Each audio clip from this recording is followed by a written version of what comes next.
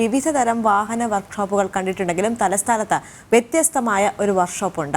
കൊച്ചുകുട്ടികളുടെ കളിപ്പാട്ടങ്ങൾ നന്നാക്കാനായി തിരുവനന്തപുരം ആനയറ സ്വദേശി അനിൽ തുടങ്ങിയ സ്ഥാപനം ഇന്ന് ശ്രദ്ധയാകർഷിക്കുകയാണ്. ടോയ് കിങ് എന്ന പേരുള്ള കുട്ടി വർക്ക്ഷോപ്പിലെ വിശേഷങ്ങൾ കണ്ടുവരാം.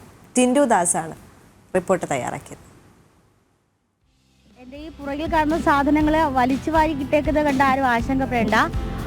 കൊച്ചു കുട്ടികൾക്ക് ഏറ്റവും സന്തോഷം കിട്ടുന്ന ഒരു സ്ഥലത്താണ് ഞാൻ നിൽക്കുന്നത്. ഒരു പ്രത്യേക തരം ഒരു വർക്ക്ഷോപ്പിലാണ്. അതായത് ഇപ്പോൾ ഞാൻ നിൽക്കുന്ന സ്ഥലം ഒരു വർക്ക്ഷോപ്പാണ്.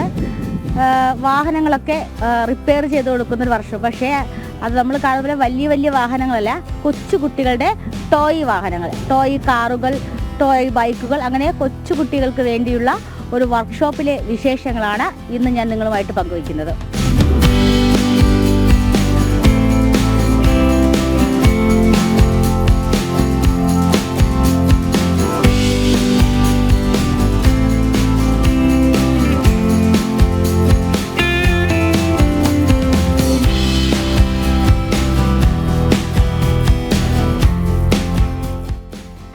എൻ്റെ പേര് അനിൽ ജെ ബാബു എന്നാണ്. ഞാൻ ടോയ് കിങ് എന്നൊരു സ്ഥാപനമാണ് നടത്തുന്നത്. അത് തിരുവനന്തപുരത്ത് ആനയറ ലോഡ്സ് ഹോസ്പിറ്റലിൻ്റെ ഫ്രണ്ടിലാണ് എൻ്റെ ഷോപ്പ് നടക്കുന്നത്.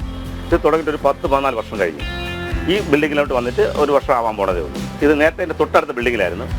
ഇതിൻ്റെ ഹോസ്പിറ്റലിൻ്റെ അടുത്ത് തന്നെ തൊട്ടടുത്ത ബിൽഡിങ്ങിലായിരുന്നു. ഒരു 13 വർഷം കൊണ്ട് അവിടെയാണ് വർക്ക് ചെയ്തിട്ടുള്ളത്. അത് കുട്ടികളെ കളിപ്പാട്ടം നന്നാക്കാൻ തുടങ്ങിയതെന്ന് ഞാൻ എൻ്റെ മക്കൾക്ക് വേണ്ടിയാണ് തുടങ്ങിയത് പണി പഠിച്ചത്. കാരണം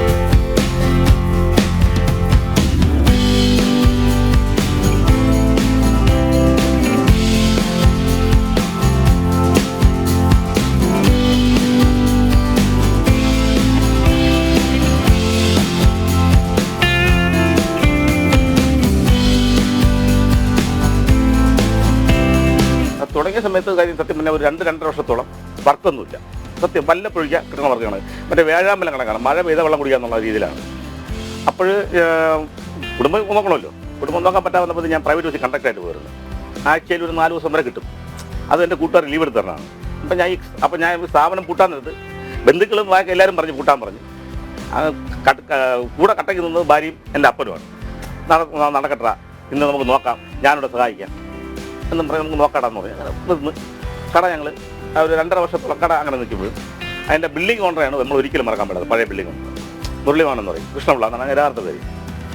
അങ്ങനെ ഇവിടെ നമ്മളെ ട്രഷറി ഓഫീസറായിരുന്നു.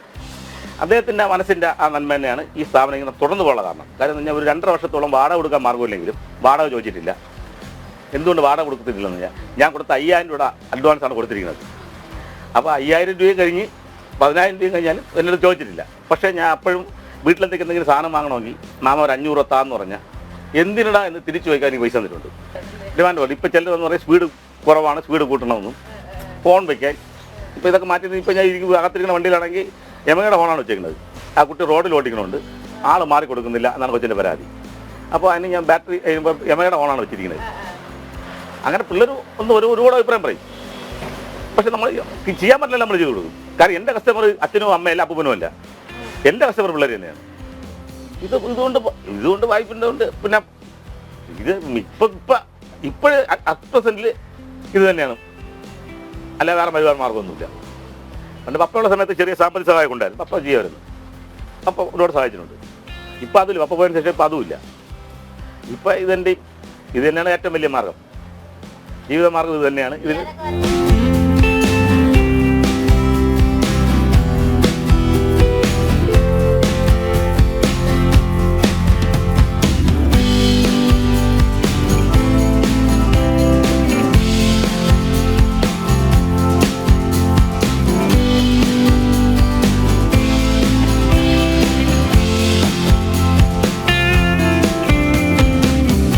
മൂത്താള് മെഡിസിൻ പഠിക്കുകയാണ്, പാരിപ്പള്ളി പഠിക്കുന്നത്. രണ്ടാമത്തെ രാജീവ് ഗാന്ധി എയറോ പൈലറ്റായിരുന്നു. ഭാര്യ എത്തിക്കൊണ്ട നേഴ്സ്.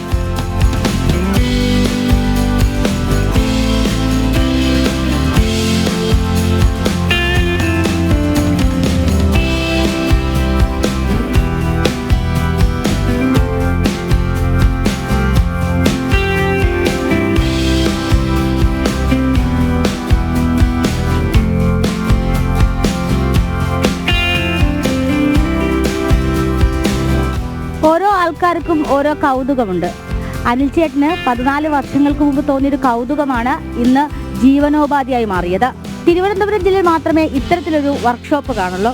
കുട്ടികൾ ഓരോ ആവശ്യങ്ങൾ പറഞ്ഞ് ഓരോ ദിവസവും ഇവിടെ വന്നു പോകാറുണ്ട്. ക്യാമറമാൻ വിവേക് നേവത്തോടൊപ്പം ടിൻഡുദാസ്, ജനം, തിരുവനന്തപുരം. എന്തൊക്കെ കൗതുകങ്ങളാണല്ലേ. ഓരോരുത്തരുടെ ആ ഒരു എന്താ പറയുക ഹോബിയാണ് പിന്നെ അവർക്ക് ഉപജീവന മാർഗമായി മാറുന്നത് എന്നുള്ളതാണ്.